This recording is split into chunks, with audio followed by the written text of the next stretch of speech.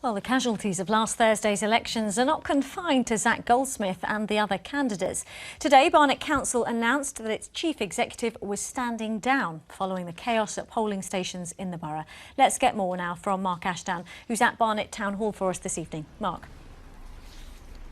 Yes, there is. The London mayoral election was notable, really, for its impressively high turnout. Here in Barnet last Thursday, it was marked by widespread complaints from people struggling to even vote. Now, anyone who has voted knows the drill. You take your polling card to a polling station, you're then checked off against a list. You're given a ballot paper and you cast your vote. Well, in Barnet, they sent out the wrong lists. Instead of sending out the full list of people eligible to vote, they sent out the supplementary list, just a shorter list of very recent changes to the voter registrations. Now, this mistake was replicated at all 155 polling stations across the borough and led to chaos. Now, it was rectified quite quickly by about 10:30 in the morning, so although inconvenient, still plenty of time for people to vote, but it has been described as a disaster. And today, Andrew Travers, the chief executive here at Barnet, has announced he will be standing down by mutual consent. But will that be good enough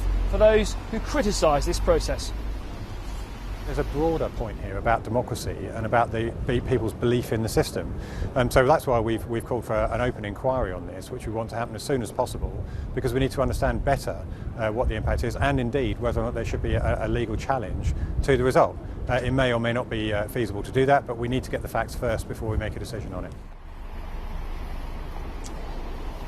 Now, a full independent investigation has been announced by Barnet this afternoon as well. It's not clear who will lead that yet. And of course, it will be trying to answer the big question. Did any of this have any impact on the outcome of the vote? Andrew Dismore was elected for Labour in the Barnet and Camden super constituency, one of 14 super constituencies across London. Now, he won by 16,000 votes. Nothing to say there was anything amiss in Camden, but they will be looking at what happened here in Barnet, and if there's any suggestion, if any people struggled to vote or not, and if that indeed could have had any impact on the result. And that, of course, if it's proved to be the case, could have big implications.